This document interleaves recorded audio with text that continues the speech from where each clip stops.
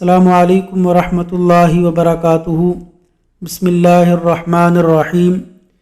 حضرت صہیب رومی رضی اللہ عنہ کا بیان ہے، رسول اکرم صلی اللہ علیہ وسلم نے ارشاد فرمایا کہ تم سے پہلے لوگوں میں ایک بادشاہ تھا، اس کے پاس ایک جادوگر تھا۔ وہ جادوگر بوڑھا ہو گیا۔ اس نے بادشاہ سے عرض کیا، بادشاہ سلامت، میری عمر اب بڑھاپے کی سرحد پار کرنے والی ہے، اس لیے کوئی لڑکا میری خدمت میں بھیجیں تاکہ اسے اپنا فن سکھلا دوں، تاکہ وہ میری وفات کے بعد میرا قائم مقام ہو سکے۔ بادشاہ نے جادوگر کے ہاں جادوگری سیکھنے کے لیے ایک لڑکا روانہ کر دیا۔ راستے میں ایک راہب تھا، وہ راہب کے پاس بیٹھ گیا اور اس کا کلام سنا۔ راہب کی بات اسے بڑی بھلی معلوم ہوئی۔ اس کے بعد جب لڑکا جادوگر کے پاس جاتا تو جاتے جاتے اس راہب کی خدمت میں بھی حاضری دیتا اور کچھ دیر کے لیے بیٹھا رہتا۔ اس وجہ سے جادوگر کے پاس پہنچنے میں تاخیر ہو جاتی تھی۔ جب وہ جادوگر کے پاس پہنچتا تو اس کی پٹائی ہوتی تھی۔ لڑکے نے اس بات کی شکایت راہب سے کی تو اس نے یہ ترکیب بتائی کہ اگر جادوگر کی مار کا خوف ہو تو اس سے کہہ دینا کہ گھر والوں نے مجھے روک رکھا تھا، اور جب گھر والوں کا خوف ہو تو یہ بہانہ کر دینا کہ جادوگر نے روک لیا تھا۔ اس کے لیل و نہار اسی معمول کے مطابق گزر رہے تھے کہ ایک دن راستے میں ایک بھاری بھرکم جانور پر اس کی نگاہ پڑی، جس نے لوگوں کی آمد و رفت میں رکاوٹ ڈال رکھی تھی۔ لڑکے نے اپنے دل میں کہا، آج میں جان لوں گا کہ جادوگر حق پر ہے یا راہب۔ پھر لڑکے نے ایک پتھر لے کر کہا، اے اللہ، اگر جادوگر کے مقابلے میں راہب کا طریقہ تجھے محبوب ہے تو اس جانور کو مار دے۔ یہ کہہ کر جانور کو پتھر دے مارا۔ اللہ کے حکم سے وہ بھاری بھرکم جانور وہیں ڈھیر ہو گیا۔ جب لڑکا راہب کے پاس پہنچا تو اسے حقیقت حال سے آگاہ کیا تو اس نے کہا، اے بچے، اب تو مجھ سے افضل ہے۔ میں دیکھ رہا ہوں کہ تیرا معاملہ حد کو پہنچ چکا، عنقریب تجھے ابتلاء و آزمائش کا سامنا کرنا پڑے گا۔ اگر تجھے آزمائش میں ڈالا گیا تو میرا پتہ نہ بتلانا۔ پھر یہ حال ہو گیا کہ وہ لڑکا اللہ کے حکم سے پیدائشی اندھوں کو ٹھیک کرنے لگا۔ برس کی بیماری والے بھی اس کے علاج سے شفا یاب ہونے لگے۔ اس کے علاوہ بھی وہ ہر مرض کی بیماریوں کا علاج معالجہ کرنے لگا۔ اسی دوران میں بادشاہ کے ایک خاص آدمی کو جو اندھا تھا، لڑکے کے کمالات معلوم ہوئے تو وہ بھی بہت سے تحائف لے کر لڑکے کی خدمت میں حاضر ہوا اور بولا، اگر تو نے مجھے شفا یاب کر دیا تو میں یہ جو کچھ لایا ہوں تجھے دے دوں گا۔ لڑکے نے کہا، میں کسی کو شفا یاب نہیں کرتا، بلکہ شفا عنایت کرنا تو اللہ تعالیٰ کا کام ہے۔ اگر تو اللہ تعالیٰ پر ایمان لائے تو میں اللہ تعالیٰ سے تیرے لیے دعا کروں گا، ممکن ہے وہ تجھے شفا دے دے۔ وہ آدمی اللہ تعالیٰ پر ایمان لے آیا اور اللہ تعالیٰ نے اسے بینائی بخش دی۔ پھر وہ آدمی بادشاہ کی خدمت میں پہنچا اور حسب معمول اس کے پاس بیٹھ گیا۔ بادشاہ نے پوچھا، تیری بینائی کس نے بحال کر دی؟ اس نے جواب دیا، میرے پروردگار نے۔ بادشاہ طیش میں آ کر بولا، کیا میرے سوا بھی تیرا کوئی رب ہے؟ اس نے ڈٹ کر کہا، میرا اور تیرا رب صرف اللہ تعالیٰ ہی ہے۔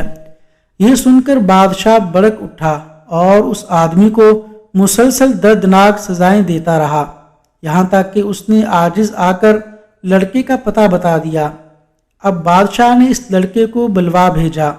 لڑکا حاضر ہوا تو بادشاہ نے کہا، واہ، تیری جادوگری کا فن اس قدر کامیاب ہو گیا کہ تو نابیناؤں کو بینائی عطا کرتا ہے اور برس کے مریضوں کو ٹھیک کر دیتا ہے، اور ساری بیماریاں تیرے علاج سے ٹھیک ہو جاتی ہیں۔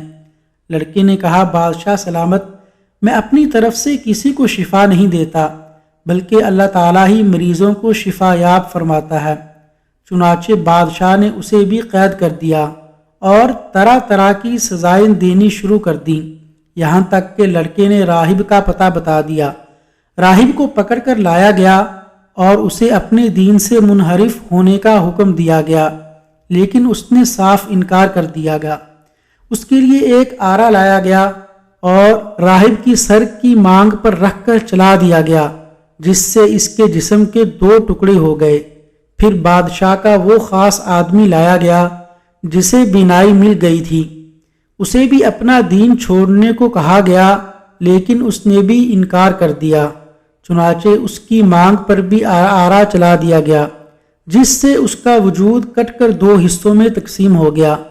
پھر وہ لڑکا پیش ہوا، اس سے بھی اپنا عقیدہ ترک کرنے کا مطالبہ کیا گیا، لیکن اس نے بھی اپنا دین چھوڑنے سے انکار کر دیا۔ بادشاہ نے اس لڑکے کو اپنے سپاہیوں کی ایک ٹولی کے حوالے کر دیا اور حکم دیا، اسے فلاں پہاڑ پر لے جاؤ، اور پہاڑ کی چوٹی پر پہنچنے کے بعد اسے اپنا دین چھوڑنے کو کہو۔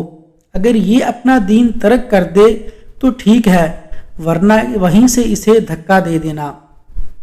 سپاہی لڑکے کو لے کر پہاڑ کی چوٹی پر چڑھ گئے۔ لڑکے نے دعا کی، الہی تو ہی کار ساز ہے، ان لوگوں سے نپٹ لے۔ چنانچہ پہاڑ ڈگمگانے لگا، سارے سپاہی گر کر ہلاک ہو گئے، اور لڑکا صحیح سلامت واپس بادشاہ کے دربار میں پہنچ گیا۔ لڑکے کو دربار میں دیکھ کر بادشاہ بہت حیران ہوا۔ اس نے پوچھا، تیرے ساتھ جانے والے سپاہیوں کو کیا ہوا؟ لڑکے نے جواب دیا، اللہ تعالیٰ نے میری کفالت فرمائی اور انہیں تباہ کر کے مجھے نجات عطا فرمائی۔ بادشاہ نے لڑکے کو دوبارہ اپنے مصاحبین کی ایک جماعت کے حوالے کر دیا اور حکم دیا، اسے کشتی میں سوار کر کے عین سمندر کے بیچ لے جاؤ۔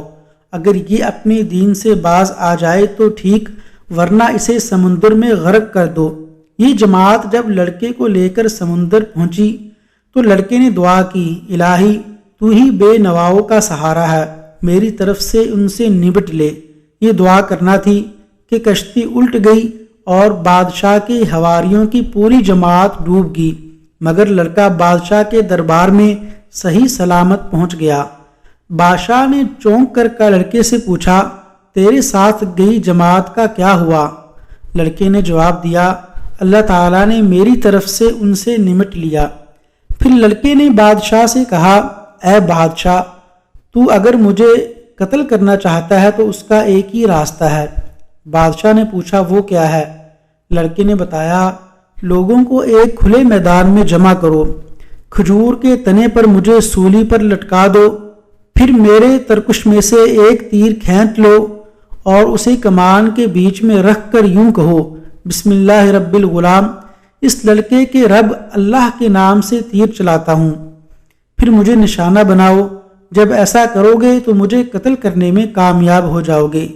چنانچہ بادشاہ نے لوگوں کو ایک کھلے میدان میں جمع کیا، لڑکے کو کھجور کے تنے پر لٹکا دیا، پھر اس کے ترکش سے ایک تیر کھینچا اور اسے کان میں رکھ کر کہا، بسم اللہ رب الغلام، پھر نشانہ لے کر تیر چھوڑا تو وہ لڑکے کی کن پٹی پر جا لگا۔ لڑکے نے کن پٹی پر وہاں ہاتھ رکھا جہاں تیر لگا تھا، پھر وہ مر گیا۔ لوگ یہ ماجرا دیکھ کر رب کائنات کی حقیقت اور الہ واحد کی توحید سمجھ گئے اور بے اختیار پکار اٹھے، آمنا برب الغلام، آمنا برب الغلام، کہ ہم اس لڑکے کے رب پر ایمان لائے، ہم اس لڑکے کے رب پر ایمان لائے۔ لوگوں نے بادشاہ سے کہا، آپ جس چیز سے ڈرتے تھے اللہ کی قسم وہ ہو کر رہا اور آپ کے سامنے آ گیا۔ اب سب لوگ اللہ تعالیٰ پر ایمان لے آئے ہیں۔ بادشاہ طیش میں آ گیا۔ اس نے حکم دیا کہ سڑکوں کے کنارے خندقیں کھودی جائیں۔ اس کے حکم کی تعمیل میں خندقیں کھودی گئیں اور ان میں آگ بھڑکا دی گئی۔ بادشاہ نے حکم دیا، جو اپنے دین سے نہ پھرے اسے اس آگ میں جھونک دو یا اس سے کہو آگ میں کود پڑو۔ انہوں نے ایسا ہی کیا، حتیٰ کہ ایک عورت آئی، اس کے ہاتھوں میں ایک بچہ تھا، وہ آگ میں گرنے سے جھجکی تو بچے نے کہا، اماں صبر کر، یقیناً تو حق پر ہے۔ اس واقعے کے پس منظر میں اللہ تعالیٰ نے سورہ بروج کو نازل فرمایا۔ چنانچہ خاتون نے بے دھڑک آگ میں چھلانگ لگا دی۔ اس بادشاہ کا نام ذو نواز تھا، اور علامہ ابن کثیر رحمہ اللہ اپنی تفسیر میں فرماتے ہیں کہ اس ظالم اور متعصب بادشاہ نے صبح سے دوپہر تک 20,000 مومنین صادقین کو کھائیوں میں گرا کر شہید کر دیا۔ وصلی اللہ علی نبینا محمد وعلی آلہ واصحابہ اجمعین۔